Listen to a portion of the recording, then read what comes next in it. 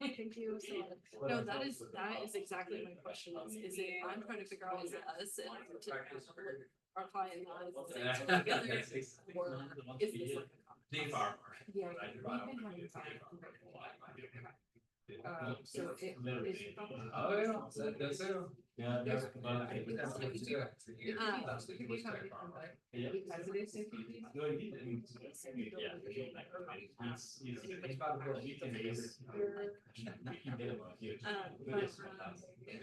It may just write down my email. Here, let me look at my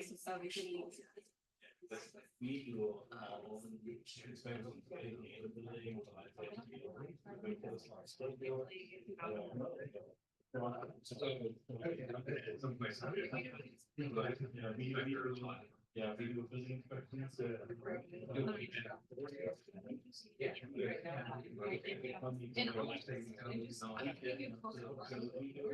because I clearly have none. Oh, yeah. And absolutely. So once every year, so there's some type of his and this.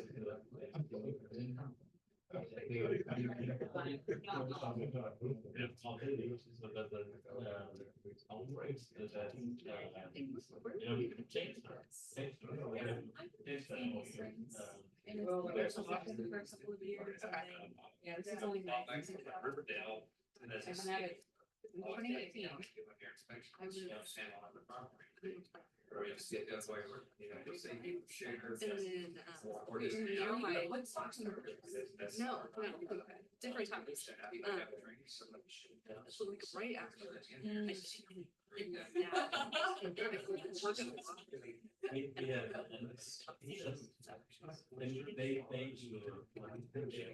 Thank you. Yeah, no worries.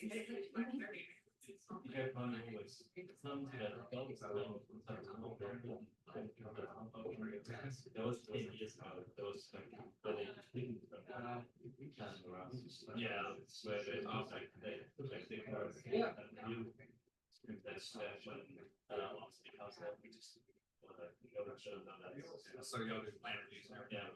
Yeah, so that is a big issue. Plan reviews is taken up, you just have to have, hire people to just sit. Do plan reviews, and I was like, I would like. Some people enjoy it. They sit there and just go through it. Yeah, that's. This guy I work with on the property down there, I enjoy it. Did you sit there? I don't see that. That's my picture on TV. Thank you. Thank you. Just, cheat out again. Confirmed with the It's good. You want me to count all that stuff together. Actually, so you're doing this. He did almost. Sit there, counties. That's all they did. Sit there and just all day. And I was like, no. Hey, Jack.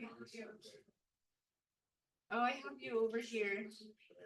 I switched it up. I put you on the end because I didn't think you were gonna be here.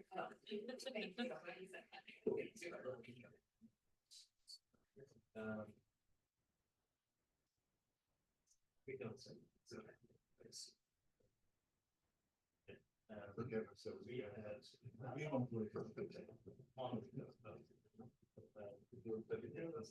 I was here last night. At least.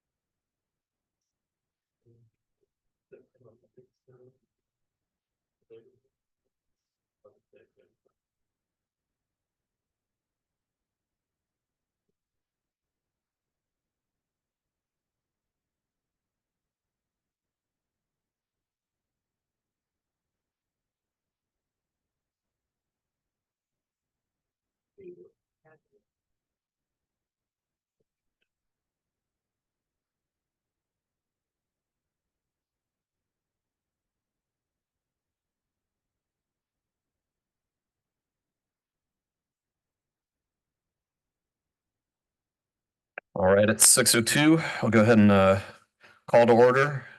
Welcome, everyone. It's the Planning Commission for September 9th, 2025. We'll go ahead and start with roll call for the Planning Commission. I'll start to my left.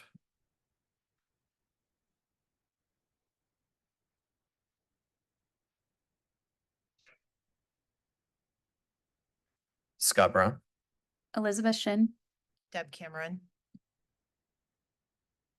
Right.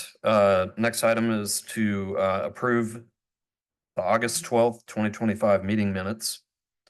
Hopefully everybody had a chance to review. Any comments?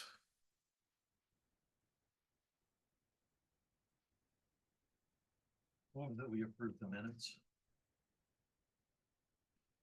Okay, is there a second? I'll second. All right, all in favor, raise your hand. All opposed, likewise. All right, approves unanimously. All right, item D, organizational and procedural items. I believe, Paul, you've got some updates to give us.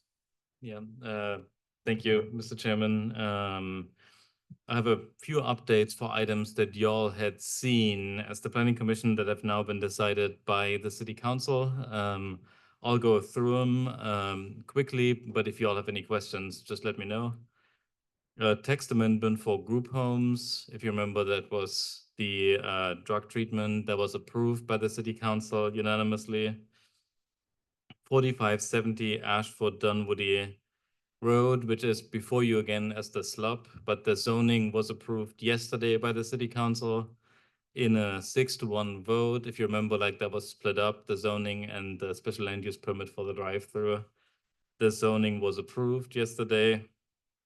4981 Ashford Dunwoody Road, and that's the Dominion multifamily development that was denied yesterday. The developer actually did a last-ditch effort and knocked a floor off the building and reduced the number of units, but the City Council denied it yesterday unanimously.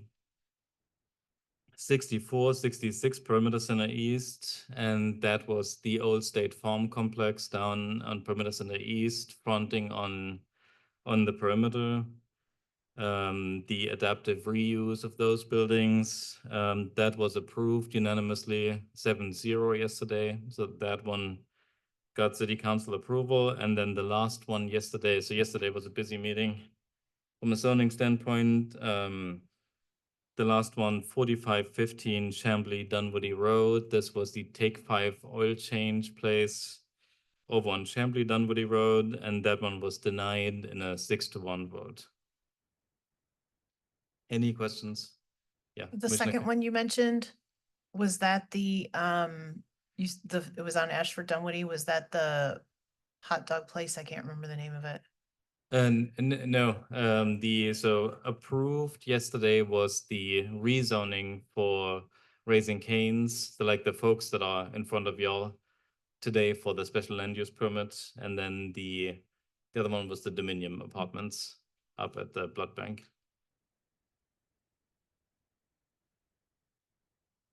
All right. The other drive through the Zaxby's special land use permit, is that that hasn't been seen by council yet? So that has been seen by council. There was a public hearing yesterday, and that was returned to you all. Oh. So that'll come back to you guys in October, because the building has significantly changed, the architecture of the building, and they have issues with, if you remember, like there's a pipe that goes diagonally across the property. They have more issues with that, so they're coming back to you all in October. So the site plan changed since we last saw it? So the site plan may change. We haven't seen an updated site plan yet, and the building architecture changed. Okay.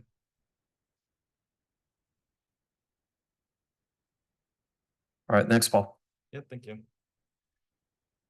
All right, moving on to item E, unfinished business. We have one item of unfinished business. That's SLEP, Special Land Use Permit 25-01 at 4570 Ashford Dunwoody Road.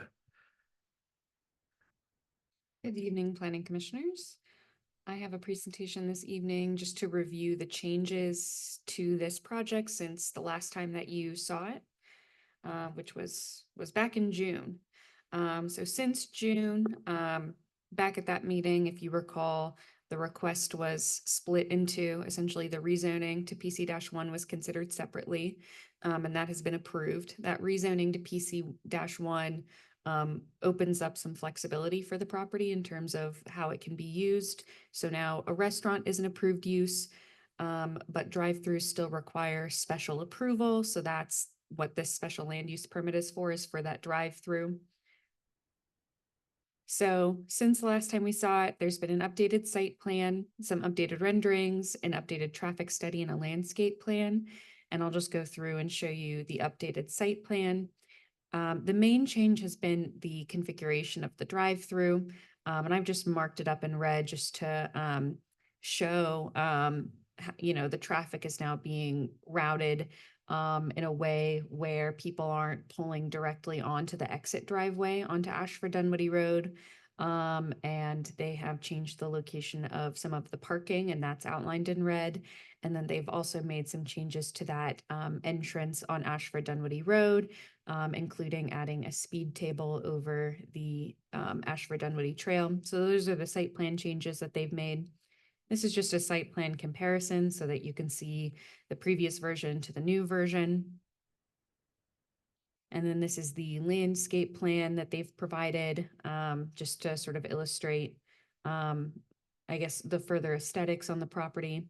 And these are the renderings from the street from Ashford Dunwoody Road, showing how the building relates to the trail.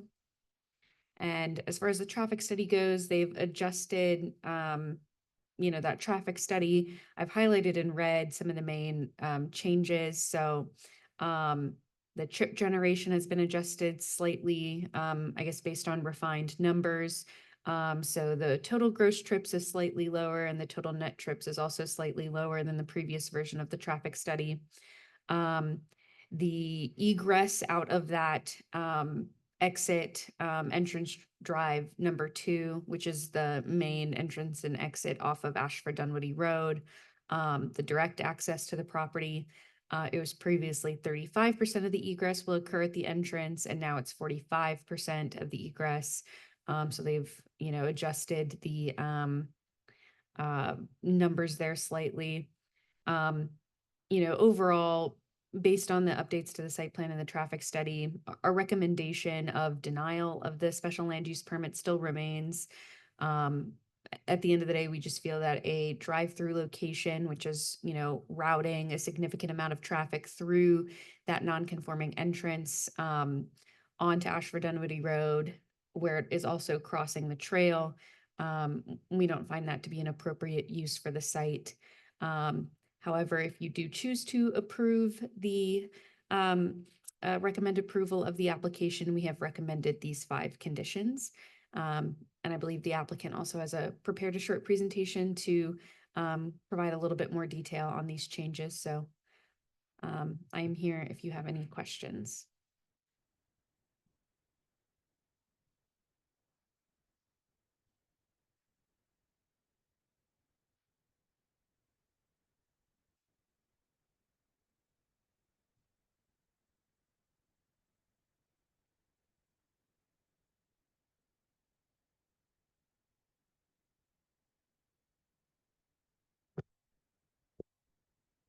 Good evening, Commissioners. My name is Harold Buckley, 2849 Paces Ferry Road in Atlanta. I am here before you this evening on behalf of Raising Cane's. If you recall, the last time we appeared before you, there were some questions that we were working through relative to details in the plan. And I am pleased to report that we have worked through those, and we have come back to you with what we think is a plan that has been substantially improved in a number of ways, and which incorporates the feedback that we got from you. I won't go so far as to call it our big, beautiful plan, but we do think that it is come up a mighty long way, as my pastor would say. The first thing that The first thing that we want to talk about, because you've seen this plan, Madeline talked about our landscape plan, is how what we are doing is consistent with the land use policies laid out in the comprehensive plan. For example, you will notice that this site plan shows a substantial amount of green space on the property. That is something that is strongly encouraged by both the current comprehensive plan and the proposed comprehensive plan. The comprehensive plan also talks about improvements to the public realm. Improvement number one, it would be to extend the pedestrian trail along Ashford Dunwoody Road. And we are open to partnering with the city to make sure that that trail is as good as the city envisions it to be, and maybe even a little bit better. In addition to the extension of the trail, we're talking about safety features that we've added to the site. Number one, there is a speed table, a raised speed table at our curb cut on Ashford Dunwoody that will act as a speed breaker for cars entering and leaving the site.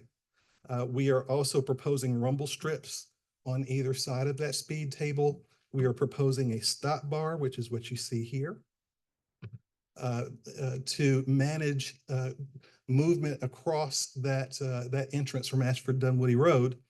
We also curved our drive-through, as Madeline described, so that it doesn't lead cars directly to the same spot where cars are entering the site. That was one area of concern that was raised at our last meeting. That allows us to do something else that was raised, which was to provide two protected pedestrian ways from the parking lot into our new restaurant.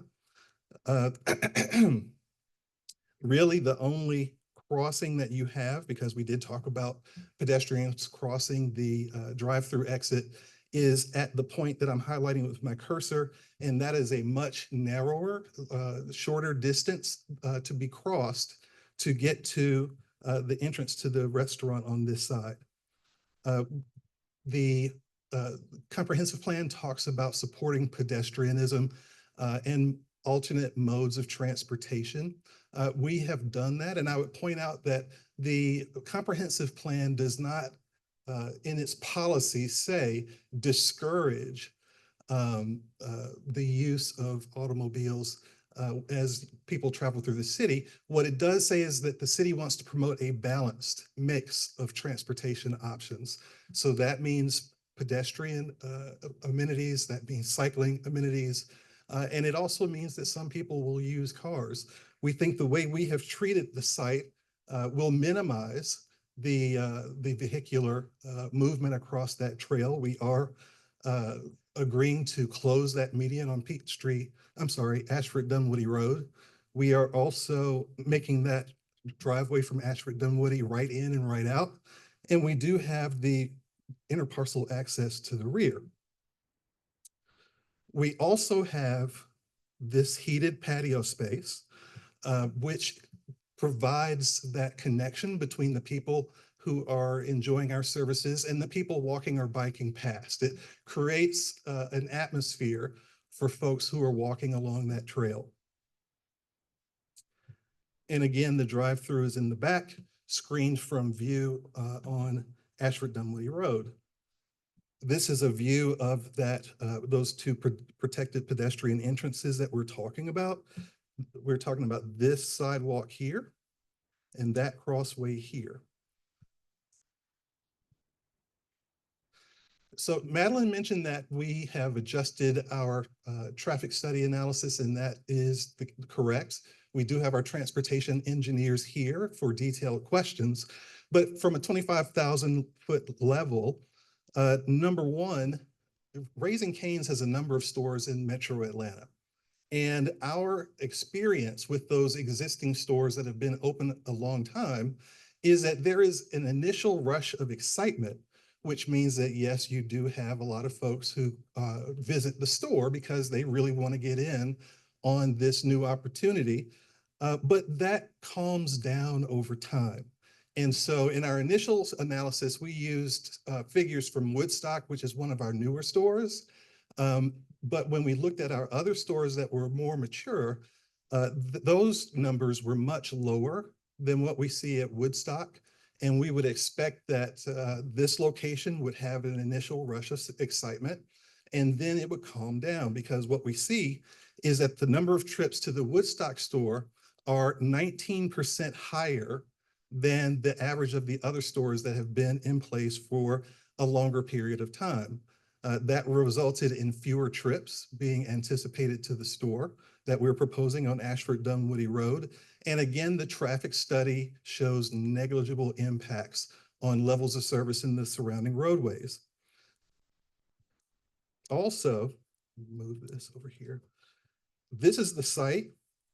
This is our driveway through the back of North Italia to Perimeter Terrace. This is the signalized intersection up here.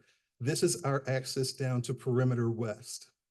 In looking at how people would most likely access the property, our traffic engineers determined that this is the more direct route to access Ashford Dunwoody if you want to make a left-hand turn, because you can take advantage of that traffic light at that location. You're not going to come down here to Perimeter West and turn left. Number one, it's illegal. But number two, it's not going to be easy to make that movement. So we took that into account, and we readjusted our expectations for how people will exit the site. The other thing that we're doing to bring the site more in line with the comprehensive plan is that we're actually reducing the number of drive-throughs on the property. We are proposing one drive-through with 2 lanes. You can see here the existing bank building with 1, 2, 3, 4, 5 drive-throughs. So regardless of whether we do have a drive-through component, we are reducing the number of drive-through lanes on the property dramatically. Looking at the improvements along the trail, not only do we have the building screening the back of the site and the heated patio along the trail, and the screening will also incorporates public art, and that's going to be by a local artist. We're looking at partnering with the Sproul organization to come up with the content for that mural. And then finally, I want to speak to community support, because I've been doing this for 30 years, actually. I'm getting old. It is rare for a project like this to have people show up in support of it, but we do have a significant amount of community support. The Dunwoody Homeowners Association voted to support our application, and Tim Brown actually spoke to this body at the May 12th meeting. We have support letters from the owner of commercial out parcels across Ashford Dunwoody from us. We have several individual neighbors who spoke in support of our application at our various hearings. And we actually also conducted a community survey in Brook Run Park. And of the people who responded to that survey, 48% lived in Dunwoody, 37% visited regularly, and 15% work in the city. And of all those people, 80% supported our proposed restaurant. So that is the 12,000-foot level presentation. Like I said, we have various people here to address any questions you may have, and I would just reserve the rest of my time for rebuttal. All right, thank you. All right. Seeing as how we have seen this application a couple times previously, it's unfinished business. We don't normally have a public comment period. However, staff, I wanted to see if we had any cards that were submitted or folks that were interested in speaking for or against the application today. We don't have any cards. Okay. All right. That said, it would take a vote to open it up, but I don't see a reason to unless anybody else says. So we will just continue to comments and questions from Planning Commission, and I'd like to either start at either end. Commissioner Cameron, would you like to kick it off? I have a question about the comparison of traffic at your different stores.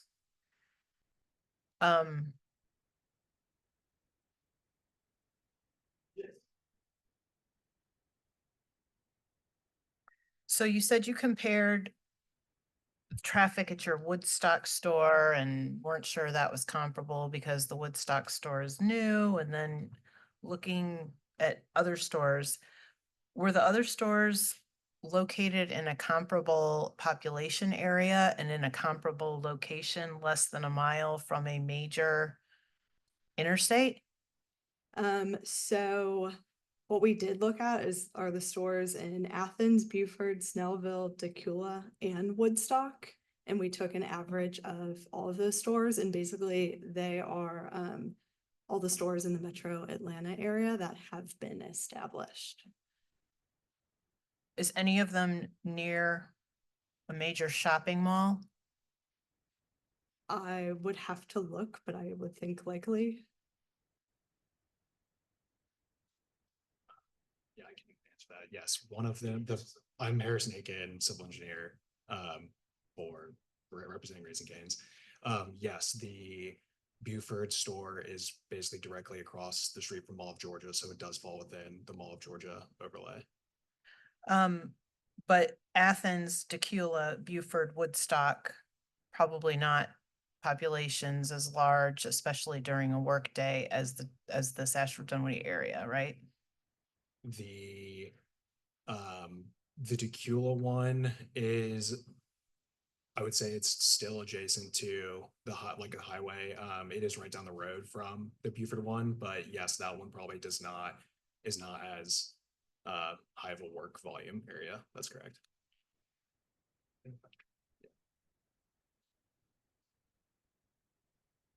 Your point is well taken. Those areas are, with the exception of the Beaufort location with the Mall of Georgia, they are not similarly situated with regard to proximity to a major regional mall. However, another way that they're dissimilar from this site is that they don't have the density of other uses within walking distance like we have here. There's a couple of thousand apartment units within a couple of miles of this location. And we've had people tell us, both on the record at the hearing and at the community meeting, that they would walk to this store because it's an easy walk. 2 miles. People told you they'd walk 2 miles. Yes. Even if you cut that to 1 mile, you're still talking at least 1,500 apartment units. You're talking several 100,000 square feet of office building right in the immediate area.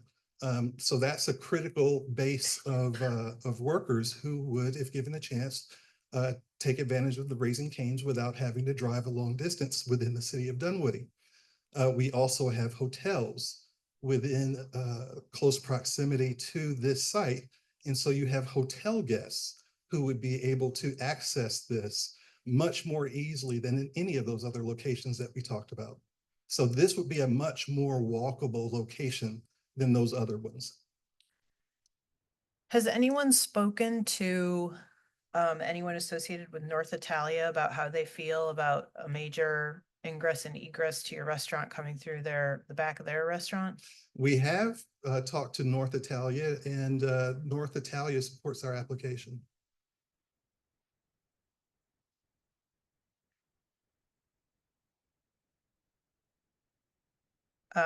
Okay, those are my only questions. Thanks.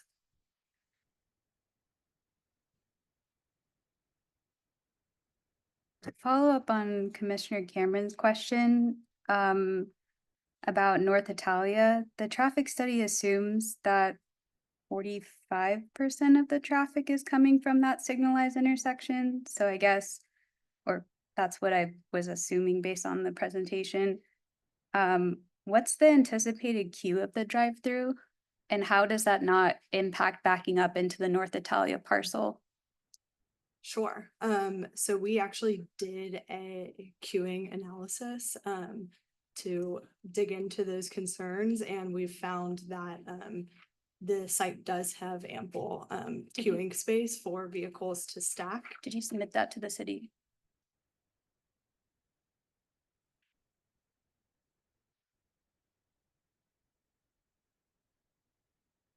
I forgot to introduce myself, but I'm Allison Labor. What you just handed out.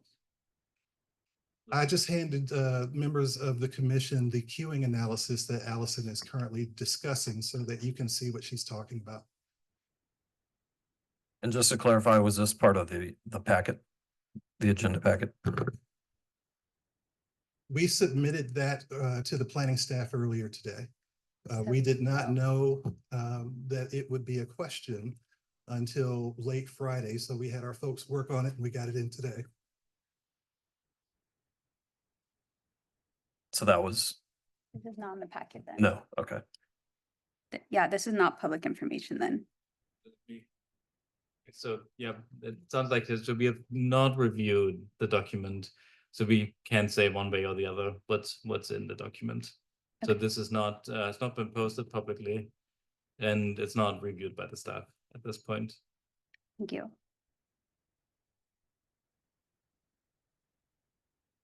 I guess my question still stands of the QA. Yeah, I can, do you want me to walk you through the breakdown of the math? In a way, okay.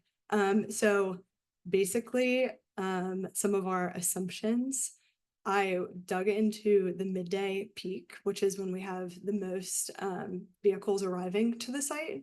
And from the TIA, we had 95 vehicles arriving to the site. And What's the TIA? the traffic impact analysis. We had 95 vehicles arriving to the site during the midday peak hour. And we assumed a conservative split of 90% of vehicles using the drive-through and 10 parking. This is a conservative value. Like I said, the site would probably not experience as high as a 90% split, but we wanted to anticipate a high split of vehicles queuing in the drive-through. So we've got 95 vehicles arriving at lunchtime. If we take 90% of that, we have sorry, I'm tracking my math. Yeah. I guess. 86 vehicles. And then another assumption that we used is that the drive-through can process a vehicle in 2.5 minutes, which is data from Raising Cane's. And that's from order to receiving their food. So if we have 2 lanes open, then in 1 hour, we're able to process 48 vehicles in 1 hour. So we've got 95 arriving, 48 are able to be processed and leave the site within 1 hour. And then we also have an exhibit at the very end that shows how many vehicles can stack in the site. I broke it up into 2 segments, but in total, we've got space for 38 vehicles stacking. So the simple high level math is that we've got 86 vehicles using the drive-through. We're able to process 48 in an hour, and then we have 38 stacking spaces, queuing spaces on the site, which is less than the total available storage. If we get a little more granular, we could look at how many vehicles arrive at each driveway. And driveway A is by North Italia, which we show 3 vehicles, a potential of 3 vehicles spilling into our driveway throat, I'll call it. So you'll see on the diagram, we've got 3 blue vehicles stacking there, barely into North Italia, more so focused on our driveway throat. Okay. Also about North Italia and then the other interparcel connectivity. Something that came up at a previous meeting was recommended by us to coordinate with the La Meridian to the back. Were you guys able to coordinate with them and get support from them?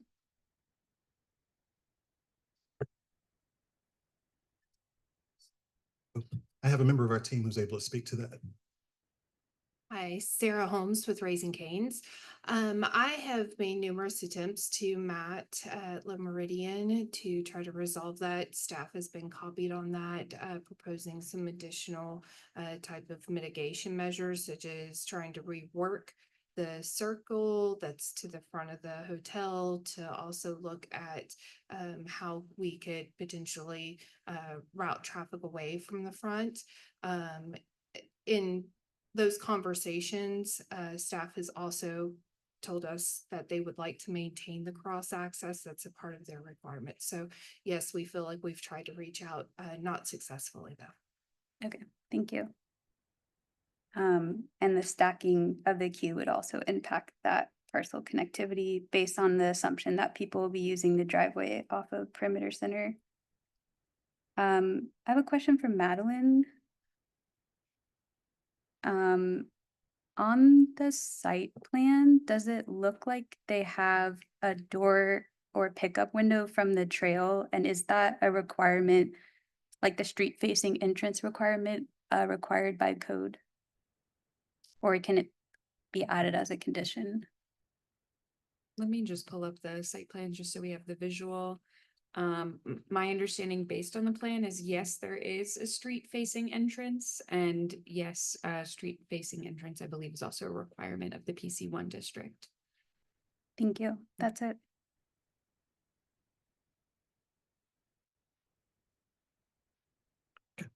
Commissioner Sorry, I Wall. have one more question. Sorry, I thought you were done. To the traffic comparison to other stores, from when other stores opened up, that there was like, you mentioned this, that there's like an overwhelming amount of traffic surge. So much so that at least at the Woodstock store, it required a police officer to direct traffic for the opening weeks. What is proposed to happen, like, I'm going to ask Sarah to in this respond to that case? question. Okay, so for our operations, we really look at this individually. We do hire off-duty officers for those grand opening periods, and we don't define grand opening as a particular amount of weeks. We truly do look at this for however long that is needed. So if we need to hire off-duty officers, if we need to also work with local police, state police, whatever measures that are required to make sure that people can access the site safely. We do take all those measures in account. We do also have crew members that are out in the site taking mobile orders in advance to try to reduce those times and provide some temporary signage to help facilitate how to enter and exit the site. Thank you. That's it. Sorry. Thank you. All right, Commissioner Wallach. Yeah, so I'm not sure to whom to address this question.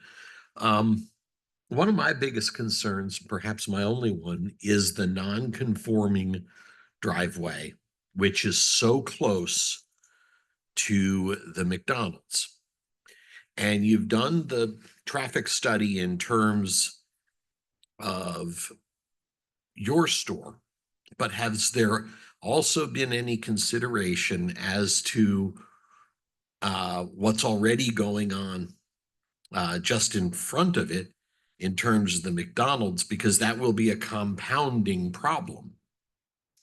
We have taken a look at that. As a matter of fact, we looked at that non-conforming driveway location with the folks on the planning staff. And we have come to the conclusion that that curb cut is non-conforming, and there is no way to make it conforming because there isn't enough road frontage to move it far enough away from the McDonald's curb cut and also far enough away from the North Italia curb cut. So that's a limitation that we're working with. But we also took into consideration the fact that this was a 2-story office building with 5 drive-throughs. And so that business operated at that location with that curb cut in close proximity to those 2 neighbors without any significant conflict that we know of. And what we're doing is reducing the intensity of the drive-through component. Okay, I mean, they were also different kinds of uses, were they not? I'm not feeling as if that answer exactly answered what I was asking you. I'm not sure if I understood the Yeah, question. Can you restate it? was there analysis of whether there's already backup getting into the McDonald's, and whether it ever backs up far enough to obstruct the driveway that you want to use. No, we did not analyze the McDonald's driveway. I think maybe a piece that we could add to Harold's answer is that we are improving, despite the driveway being non-conforming, we are closing the median to reduce safety concerns of left turning vehicles into and out of the site. So we are making the access safer from that perspective. And also remember, we're closing the median. So where the prior use had full access straight off of Ashford Dunwoody Road, having us close that median and cut off left turning traffic into our site is going to reduce the flow across that curb cut. So again, yes, it's not conforming, but we are taking steps that we have already agreed to in conditions to mitigate that. And I think the other piece of this too is, so we did look at least initially where this driveway could be located right on the frontage. We are obviously using the existing curb cut as part of this. And so we did look, if you move it further north, you don't have the separation from the driveway to the north. I think part of what the traffic study also shows is a significant amount of traffic that is coming into the site is obviously not coming from Ashford Dunwoody. While there is a lot of volume of cars that are probably coming to the north from, let's say, 285, a lot of that, with the median being closed, is being directed to those either left turn prior to the site and coming through the hotel, or going north to the signal and then coming through the North Italia. So that does, by closing the median, we are actually reducing the amount of cars entering the site through Ashford Dunwoody by a significant amount. Okay.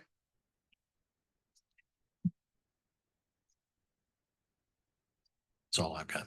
All right, Commissioner Moss. I have no questions. All mine have been asked. All right.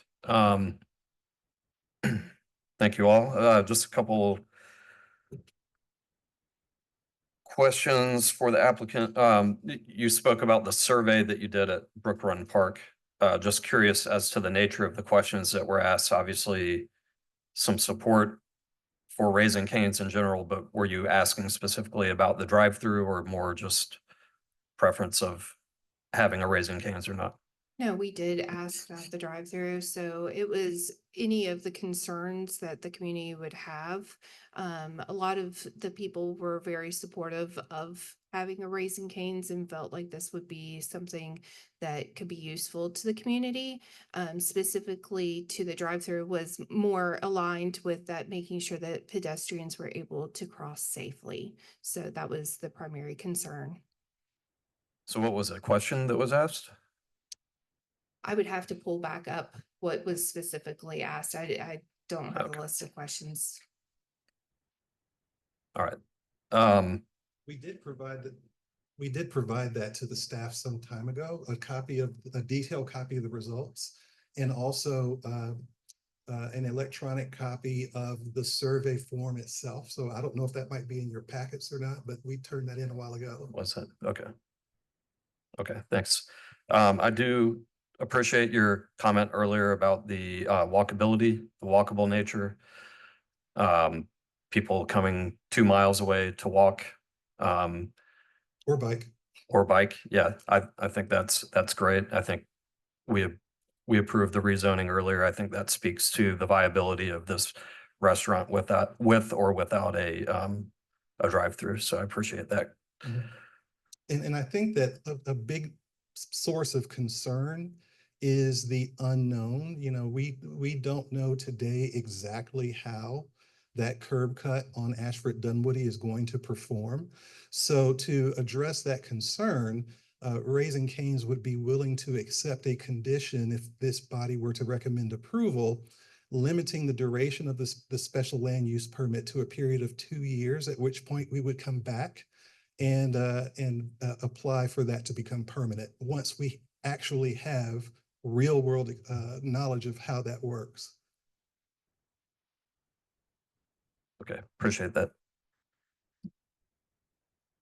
All right, those are all my questions. So we've run the table. How are you guys feeling? Any other comments, questions, or discussions, or are we ready to make a motion?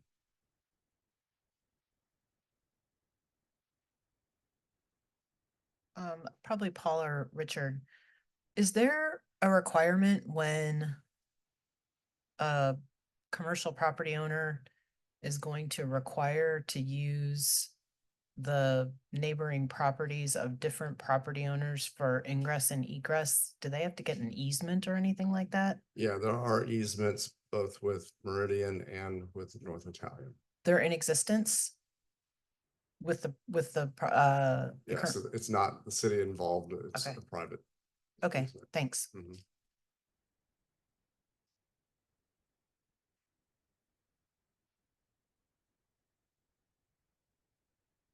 Commissioner Moss? Thank you. Yeah, I do have one question with uh with the traffic flow as it's coming back out of the drive-through. A lot of people that would be coming through here may not know the property in the first place. A lot of people that live here probably don't know there's some of the back entrances to the property and how all those flow. Will there be signage directing people to a better access point as you come out? Because, you know, and if I, not knowing this area, I'm gonna go out the way I came in. Is gonna be my main place that I want to go back out. And so to say easier exit access on these sides, is there something in plans to help direct those people from that area to the alternate exits? Yes, so we could certainly add some signage to try to direct people even more to use the North Italia exit to the north of your screen. So that way it takes them to a signalized intersection. Okay, that's all.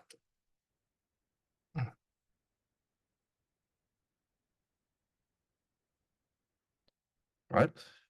We resolved all comments and questions.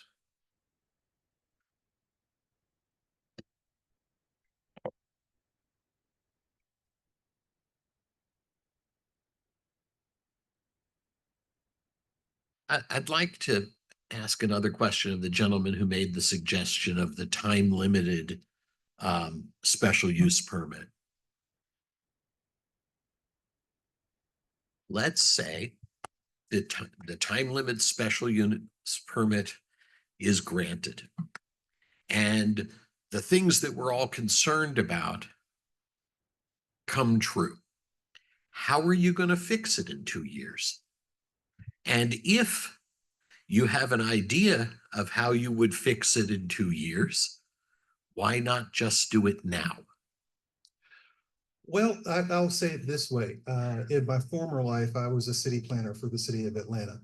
And when I was assigned an application, I would do the staff analysis and I would draft a staff report and make a recommendation to bodies like this one. And I would do my best to come up with a list of conditions that could address any potential issue that could come up in the future.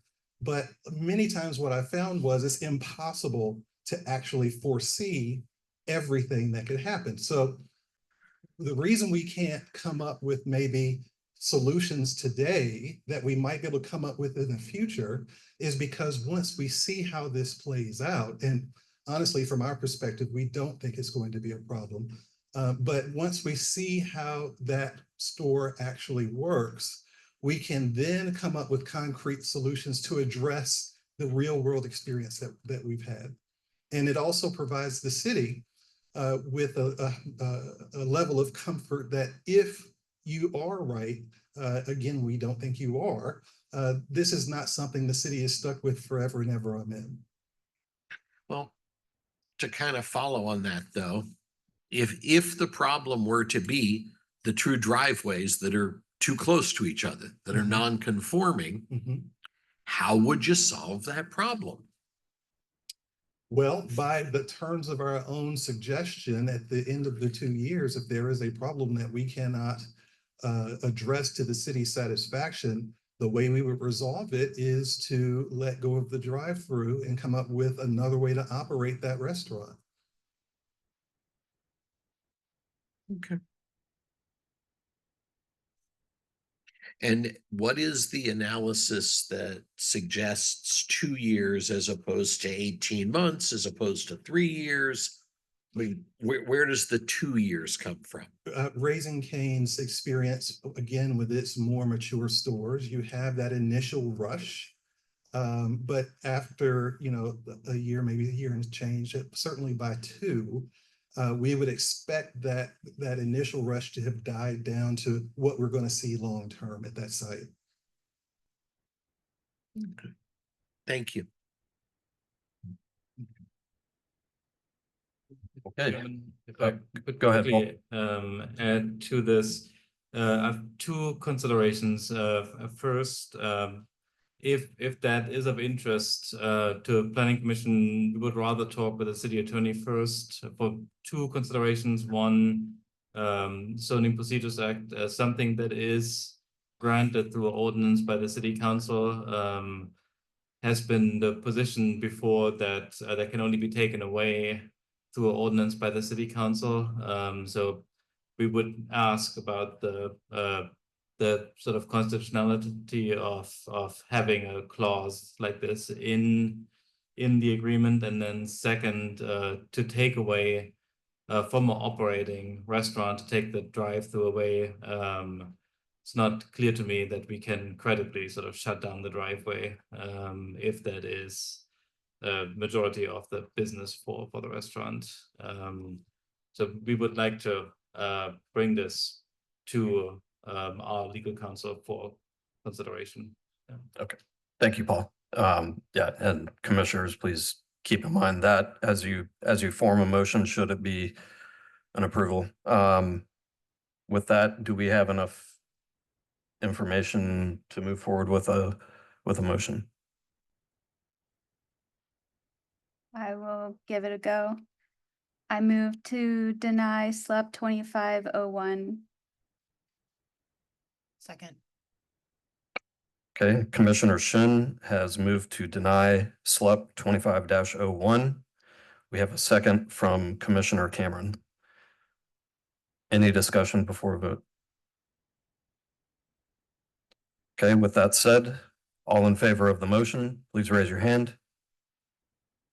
All opposed, likewise. The motion is approved unanimously. Thank you very much. Thank you. Okay, moving on to F, new business. We have one new business item, F1. This is a master signage plan 25-01. All right, good evening, everyone. So I'll give a quick background on the master sign plan process, since I know we have some people on the commission now who haven't seen this before. So the master sign plan process was approved as part of sign code updates in early 2023, and it serves two purposes. One is to provide for visual consistency among signs for larger campuses, and the other is to allow for certain specific requests for deviation from the code to allow for creativity and unusual circumstances. So broadly speaking, when people want to put up signs, there are three avenues. The first is just the permitting process.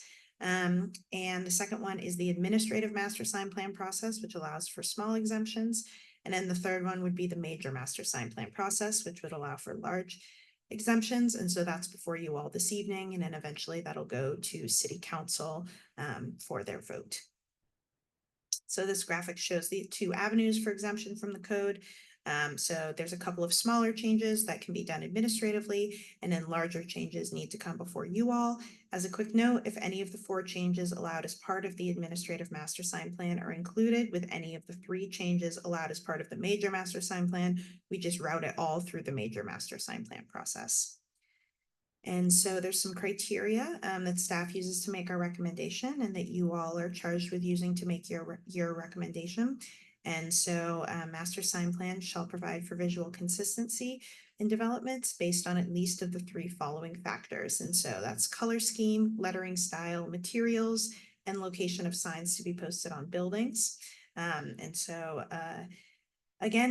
they just need to meet three of those. And my last note on this would be that master sign plans must be reviewed for compliance with these factors for all new common developments and any existing development over 7 acres where total sign area is increasing or any sign location is changing. So tonight's case is for Campus 244. There's a bunch of different addresses listed here because this Campus 244 has a bunch of different addresses, but it's this parcel shown on screen here. So here's Campus Way, and over here on the left where my arrow is Perimeter Center Parkway, and then below here is I-285. So the property is zoned O&I, Office Institution, and it's located in the Perimeter Center overlay. You might know it from having been the former Gold Kist headquarters. And so in 2024, it was redeveloped with several buildings and expanded with a hotel, office space, and restaurant space. That's what we know as Campus 244. It's 12 acres. As part of the redevelopment of the property, several tenants have received sign permits for signage that has already been installed on the property. And so those tenants are the Element Hotel, CT, Cantina, and Taqueria, which is requesting additional signage. You'll see that before you tonight, and Insight Global. Additionally, Beyond has submitted for a sign permit that has not yet been approved. Because these signs met the standards of the sign code, staff has not required a master sign plan up to this point. Now Campus 244 has come back to us and they're proposing some signs that do require exemptions. Therefore, it's before you all this evening. So I have this very complex site plan here. And so you can see here, the blue star denotes new signs that meet code requirements. And the red star means new signs that need exemptions from code. If there's no star on it, then it means it's already existing. I'm happy to refer back to this site plan at any point during the process if you have questions, but broadly speaking, over here, that's where the Element Hotel is. The parking garage is down here. There's a building over here that's a freestanding building that's going to be filled with a restaurant. They don't have a tenant yet. And then over here is the office building, and CT, Cantina, and Taqueria is located over here on this side. And so Campus 244 is requesting a major master sign plan in order to exceed the maximum count for 3 sign types, exceed the maximum height for 5 individual signs, exceed the maximum sign area for 2 individual signs, and to reduce the minimum height for 1 individual sign. So they're proposing a bunch of different types of signs. I'm going to go through the ones that require an exemption. Included in the staff memo to you all was a chart showing showing which signs required exemptions and what the regulations were. I have that in the presentation to reference if anyone has any questions about that. And so I'll start with the parking garage wall signs. So they're proposing to install 3 building signs on the parking garage. And so this one, PG1 and PG3, are both a little taller than what would be allowed per code, but they're in compliance with the size requirements. This bottom one, PG2, that one is in compliance with the height requirements, but it's significantly larger than what would be allowed per code. And I'm going to touch on this sign specifically in a minute. So they're also proposing a wall sign on the office building that's a little taller than what would be allowed per code. And then CT, Cantina, and Taqueria is proposing 2 wall signs, 2 awning signs, and a projecting sign, and a painted mural sign. And the wall signs and the awning signs both require the exemption because they're asking for more than 1 each. Then the proposed freestanding restaurant, they're asking for 2 canopy signs. Normally, they would be allowed 1, and they're asking for 2 wayfinding signs, both of which are a little bit taller than what would normally be allowed per code. And so just as a quick overview, staff is in support of all of these signs except for PG2, and I'll go into details about why we're not in support of that in a bit, but we're sort of fine with all of the other changes. So the major master sign plan proposal from Campus 244 addresses visual consistency in a couple of different ways. The color scheme is consistent throughout the proposal, using several dominant colors that are paired with complementary accent tones to ensure visibility and cohesion. The proposed signs use the same font family and typographic hierarchy. And all the proposed signage is constructed from durable weather-resistant materials such as powder-coated aluminum, acrylic panels, and steel supports. Overall, staff finds that the master sign plan does provide visual consistency with the proposed and existing signs. However, staff is unable to definitively state this for the proposed signs where only an outline is submitted. And you may have noticed that there's a couple where there's no specific design submitted, and that's because they're wanting to reserve that space for future tenants. The development consists of multiple buildings with a different mix of uses, creating the need for signage to indicate the location of each tenant. Additionally, the design of many of the buildings require wall signs at a higher height than is allowed per code in order to sort of blend in seamlessly with the rest of the building. So staff finds that unique circumstances do exist for Campus 244 that necessitate the requested code exemptions. The majority of the proposed signs are of a consistent size and scale to existing signs in the surrounding area. Campus 244 is located near the State Farm development, the Perimeter Expo Strip Mall, and Perimeter Mall, all of which have signage of a similar size and shape to the proposed signage for Campus 244. Located near the entrance to the development and the parking garage, the two proposed wayfinding signs are also at a reasonable scale to the size of the premises and for pedestrians. So staff does consider the sign labeled PG2 to be unsuitable for Campus 244 due to its size. So it's proposed to be 589 square feet. That's over 3 times larger than the maximum for any wall sign allowed per code. It's also over 7.5 times larger than the other 2 proposed parking garage wall signs. So staff finds that PG2 is not of a consistent size and scale to existing signs in the surrounding area, and that there are no unusual circumstances that warrant its excessive unnecessary size. So therefore, staff is in support of the request generally, so we are recommending approval of the request for the major master sign plan. However, we have one condition, which would be that the sign labeled PG2 is not approved and shall be removed from the major master sign plan application. And I believe the applicant has altered PG2 slightly. However, we received those changes today, so we've been unable to review them. So our recommendation stays the same, but I believe the applicant will explain a bit to you all what they're thinking of doing, and I'm available for any questions.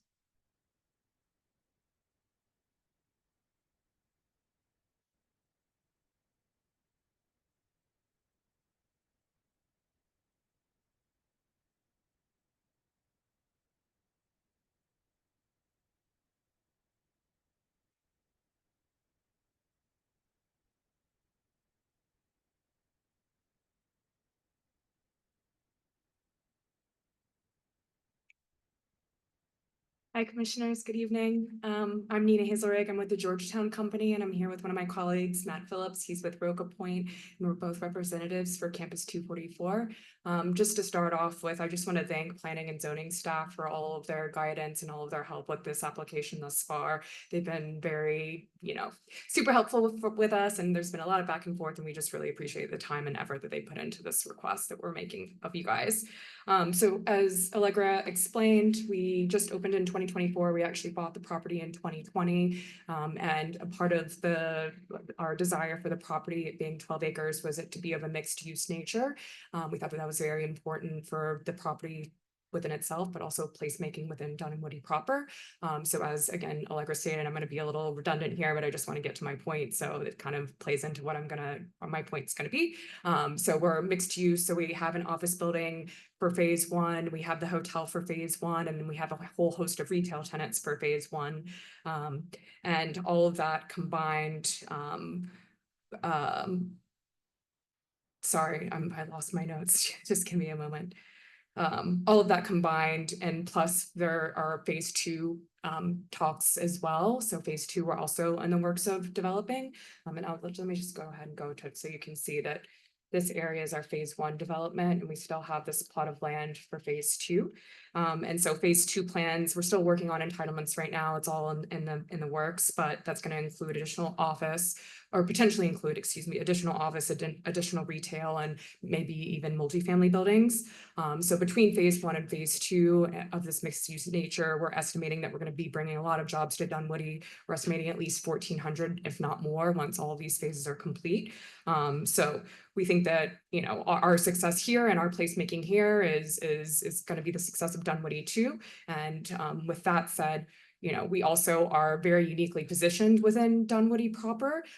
There are a couple benefits to our position and a couple negatives to our position. So we're obviously off of 285 and we have great 285 frontage, which is a benefit to us and a benefit to the development. But sadly, we are in a dead end of Dunwoody. So we don't have the benefit of having through streets. We don't have the benefit of having through pedestrian crossing, even though there are plans obviously to have the Dunwoody Trail cut through our property eventually, which is obviously a big part of what we're looking at here within the phase 1 and phase 2 developments. So just looking at this, I wanted to have kind of have an aerial view looking at the property and the land within the Dunwoody proper itself, and just showing that we have no through street. So it really is right now kind of a destination location as opposed to, oh, I'm driving through and I want to pop by and go to CT Taqueria. And just showing you, just kind of zooming in to show you all of this frontage. So we have about 1,200 feet of frontage on 285. And as you can see, that frontage, we're a little bit limited to where our signage can be on that frontage. So just going through, wanted to give you some existing elevation views for if you're driving on 285 looking west and where we're presenting and where we're wanting to propose to put this PG2 sign, so that it's on the parking garage at that corner there. And then just zooming in, this is a little bit of a closer shot. So we understand that PG2 is sized a bit large, and it was sized a bit large to be able to have that visibility from the interstate, seeing as though this is really our only opportunity for our retail tenants to have any sort of frontage or any sort of visibility to visitors, to residents, to passerbys, to be able to generate that type of business that isn't, you know, like I said, kind of a destination business, that it's a kind of a drive-through business, and you're able to pop off the interstate and go into our development and be able to partake in any one of our retail offerings there. So taking into regard staff's recommendation that it be removed and that it was too large of a sign, we're proposing to reduce the size of the sign. So we took it down from 589 square feet to 354 square feet. And we think this is a good, this is a good balance between what staff is recommending in terms of just completely removing it and keeping it there to just help our continued placemaking of Campus 244 and to help, help our success of our retail tenants within the development at large. So with that, we're, thankful again for your time. We're thankful for you considering our application and thankful for you hopefully approving PG2 in some way, shape or form, whether it's as we originally submitted it and or a reduced size, to be able to, again, continue to bring the success to Dunwoody.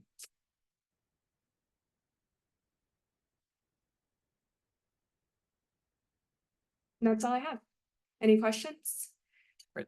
Thank you. We will have questions, but first we have to open it up for public comment. Okay. So thank you for the presentation. At this time, we would open up to public comments for or against this application.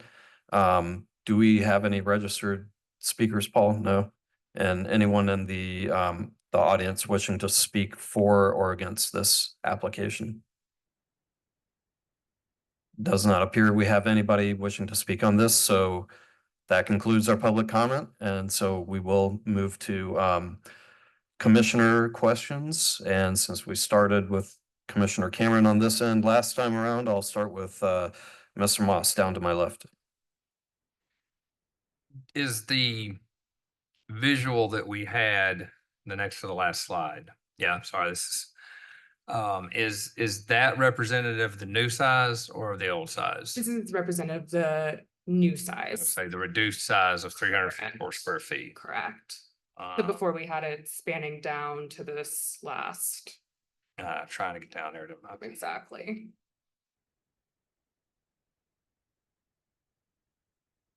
Okay, so that one would be the new size. That's what we're proposing, but again, we're willing to work with you all with the caveat that we want, our desire is to have it be visible enough from the highway to have that passerby eyesight, if you will.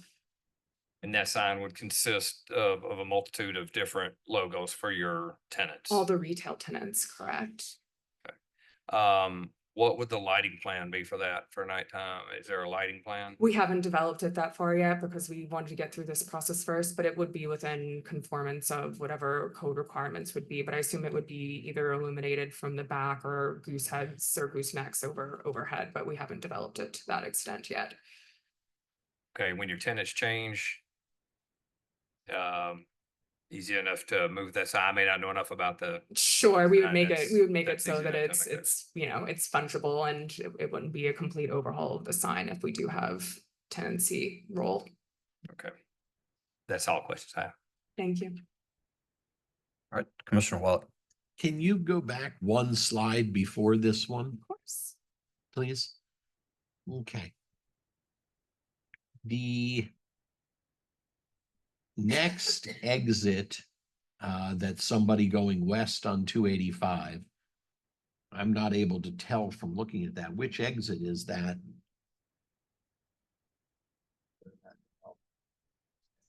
Right, so by the time someone is seeing the sign on your development, they've already passed the exit they would need to take to get to it? Is that correct? I personally wouldn't be able to answer that, Matt. I don't know if you, just background, I live in New York City and, but we're part owners Right. of this development.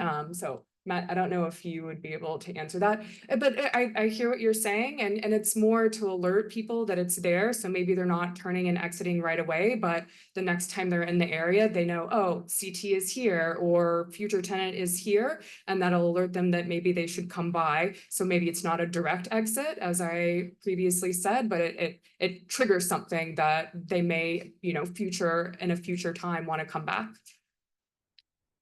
Okay. And or maybe they just put in their GPS that they want to go to CT and they figure out how to get there from where they're coming from.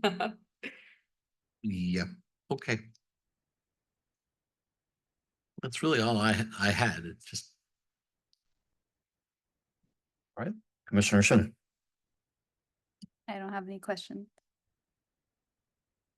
Commissioner Cameron. My understanding is that where the PG2 sign was going to be, there were going to be a couple of other garage signs there as well. Is that right? Correct. Do you have a schematic of a comparison of that PG2 sign to how big the other garage signs are? That like gives a perspective of, From all of them in perspective, Mhm. I don't, but I don't know if we can pull up to show the other. So the other one that we're asking for right in our immediate, if you can, it's in the middle of the parking garage's southern facade. So it's nowhere near adjacent to the sign that we're proposing. Give us a moment.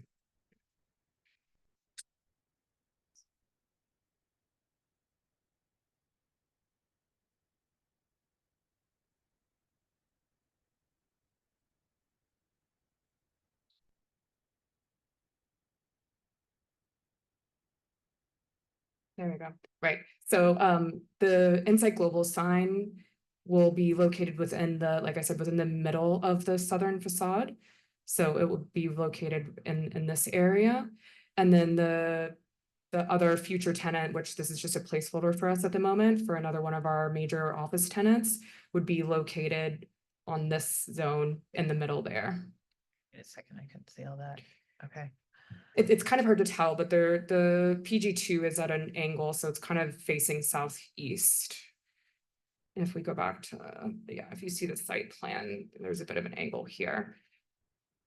Okay, but like as far as seeing how they look next to each other. I haven't rendered that up, Okay. no, but I'm happy to if need be. And then Allegra, I know that you all probably just all found out about the reduction in size. Do you have an opinion as you're here today about whether that's better, more acceptable? We haven't had time to review it fully because we just got it today. So our recommendation stays the same. Thank you. Right. Could we go back to the PG2 sign picture? The old one or the? That one works, either one, Okay. just. And I think staff's concern, well, the size, obviously, with the original application, but then I think where we're getting to something that goes from a sign to maybe something that appears a little more like a billboard. And appreciate the reduction. Just wondering if maybe if we just broke it up into smaller signs that are within the bands of the parking garage, similar to the ones that you have flanking the south side and I think the east side. Wonder if that might be something that is palatable to the applicant and staff. Just kind of breaks it up and makes it feel a little less like a billboard, but still kind of gets you what you're going after, which is advertising your tenants. Sure, and we're happy to explore that. As you just said, our main concern and our drive for this sign is to be able to have that visibility and give that to our retail tenants for them to have that type of, foot traffic visibility, if you will. Okay. So we are happy to explore, revising this in a way that is more palpable to current code and taking into account the other signs that are going to be on the parking garage. Okay. I guess for staff, given that you got the revised sign kind of late in the game, maybe there's some other things that you all could work with the applicant on making it a little more palatable. Would it be advisable or better to look for approving with some modified conditions, or to defer it to the next one so that you guys have time to work through the modifications? What would be the preference of staff and the applicant for that matter?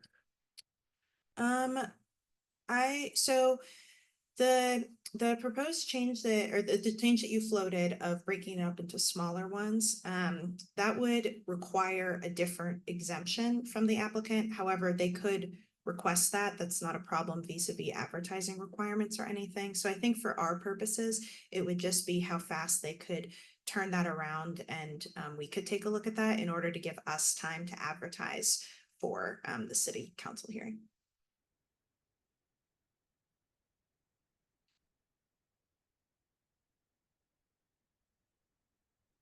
All right.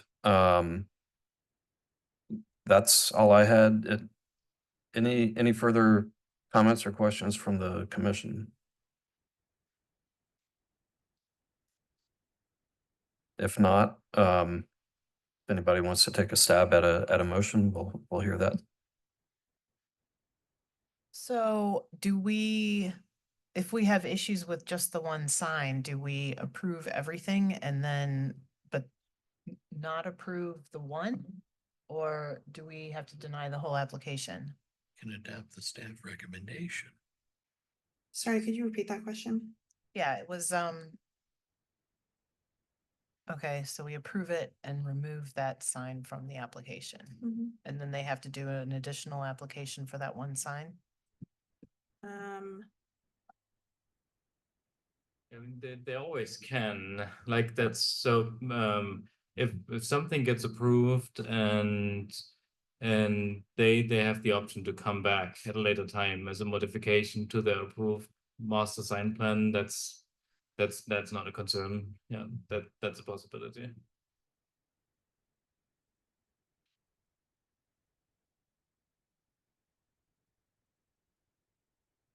In the interest of the applicant, they would like, if you all are inclined to approve them, they would like to approve the ones that we recommend approval for, and they will carry the other one back through you all in a separate case. Understood. So that seems like carrying forward the staff recommendations and then they'd come back for that specific sign. Okay. Thank you for that clarification and guidance.